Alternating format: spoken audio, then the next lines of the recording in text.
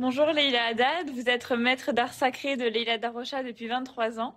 Vous avez par conséquent rencontré Patrick Dupont. Pouvez-vous nous parler de cet homme, de cet artiste?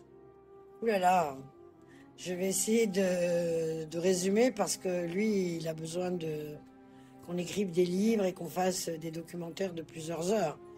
Bon, pour moi, c'était un artiste absolument remarquable et un danseur hors pair qui avait une aura tellement énorme que quand on s'approchait de lui, on recevait ça en pleine figure. Et moi, j'étais une très grande admirative de Patrick Dupont que j'ai rencontré à mon cours un jour. Et après, je l'ai présenté à Leïla Darrocha. Avez-vous une anecdote particulière à nous partager avec lui? J'en ai deux très rigolotes. Donc, je me prépare pour mon cours intermédiaire et je vois arriver Patrick Dupont. Donc, j'avais envie que d'une chose, que la terre s'ouvre et que je disparaisse, qu'elle m'engloutisse. Je me suis dit, il se trompe certainement. Et il me dit, bonjour, je voudrais prendre un cours avec vous. Bon, qui prend le cours. Et à la fin du cours, il vient me voir, il me dit, il y a deux choses qui vont pas. J'ai dit, bon, ma dernière heure a sonné. Il m'a dit, un, c'est pas mon niveau, il faut que je vienne aux débutants. Humilité chérie quand tu me tiens. Et deux, vous m'engueulez pas assez. Donc ça ne va pas. Donc voilà, et après il est parti dans les cours débutants pendant un moment avant de me demander s'il pouvait venir au cours intermédiaire. Venant d'un danseur de cette qualité, bon, on en prend vraiment plein la figure. Et la deuxième instant, c'est très mignon parce qu'il vient, il me dit, mais moi je comprends pas Maurice. Bon, parlons de Maurice Béjart, mais moi je connais Maurice Béjart, mais quand il me dit Maurice, voilà, je comprends pas, Maurice vous a jamais appris les rotations du bassin. C'est extraordinaire, il était fou des rotations du bassin. Je trouvais ça trop mignon. Voilà. Qu'a-t-il apporté pour vous à la danse? Ben, il m'a appris plus une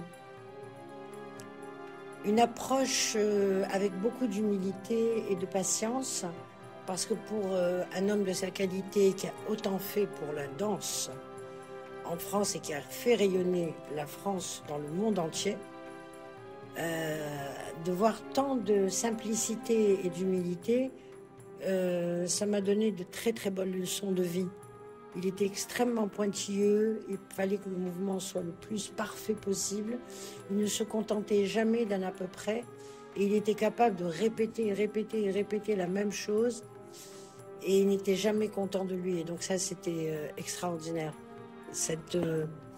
Ben voilà, cette patience, cette humilité et cette remise en question permanente. Bravo. Et pour finir, quel regard portait-il sur votre art? Alors, j'ai été assez bluffée parce que dans le milieu de la danse, avec un grand D, il y a beaucoup de mépris vis-à-vis des danses dites ethniques, et en particulier danse orientale, je ne vous dis pas. Et donc, j'ai vu le respect avec lequel il a abordé cette discipline, avec lequel il s'est proposé comme un simple élève. Et du coup, ça m'a encouragée dans ma bagarre pour imposer la danse orientale comme un art majeur parmi tous les formes de danse qui existent dans le monde. Et ça m'a ça m'a confirmé dans ma légitimité de me battre pour la danse orientale. Voilà. Merci beaucoup. Merci à vous. Et Patrick, on t'aime. Tu es avec nous.